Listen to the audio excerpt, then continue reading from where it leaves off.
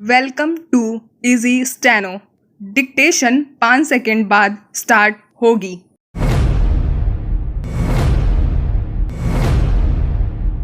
कुछ दिनों पहले दिल्ली के उप मुख्यमंत्री मनीष सिसोदिया ने नई आबकारी नीति को लेकर अनियमितताओं के लग रहे आरोपों की जांच के लिए खुद सीबीआई जांच की मांग की थी। अब सीबीआई ने उनके ही घर पर छापे मार दिए। इसे लेकर एक बार फिर भाजपा और आम आदमी पार्टी में आरोप प्रत्यारोप का सिलसिला चल पड़ा है। आम आदमी पार्टी का पुराना आरोप है कि केंद्र सरकार उन्हें काम नहीं करने देना चाहती, इसलिए इस तरह सीबीआई आदि के छापों से उन्हें परेशान करने की कोशिश कर रही है। हालांकि उनका दावा है कि वे पाक साफ हैं और सीबीआई को उनके यहाँ से कुछ नहीं मिलने वाला। वे जांच में पूरा सहयोग करेंगे, मगर वे जिस तरह इसे लेकर विचलित हैं, उससे संदेह का घेरा कुछ बड़ा होता है। हालांकि दिल्ली सरकार और उपराज्यपाल के बीच तनातनी का रिश्ता पुराना है, मगर नई आबकारी नीति को लेकर उपराज्यपाल ने इसलिए ऐतराज जताया कि दिल्ली सरकार के मुख्य सचिव ने जांच कर शराब की बिक्री में अनियमितता उजागर की थी।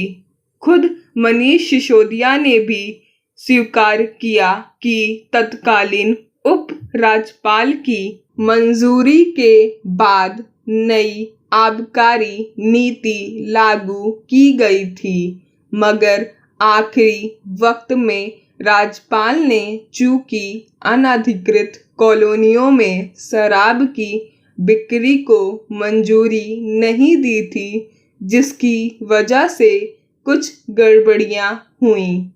दरअसल पिछले साल दिल्ली सरकार ने शराब की बिक्री में गड़बड़ियों का हवाला देकर नई आबकारी नीति लागू की थी।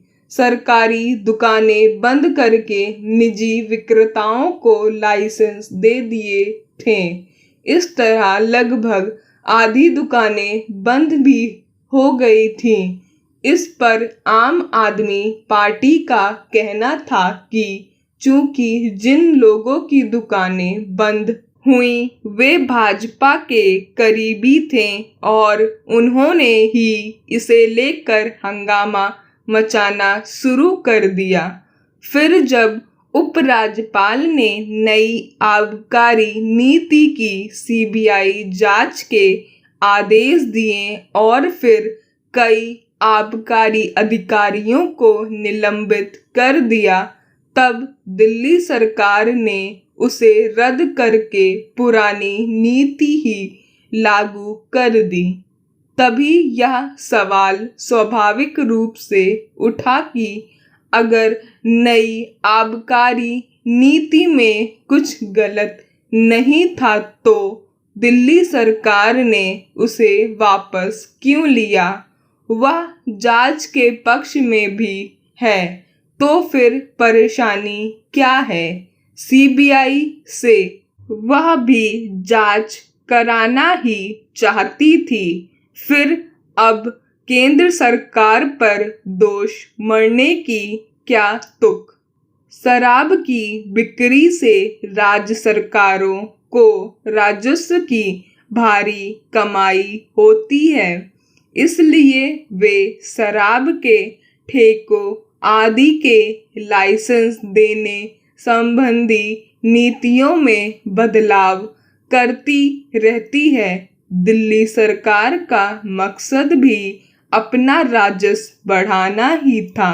उसका दावा था कि पहले 6,000 करोड़ रुपए का राजस्व मिलता था, जो नई आबकारी नीति के बाद बढ़कर 9,500 करोड़ रुपए हो गया।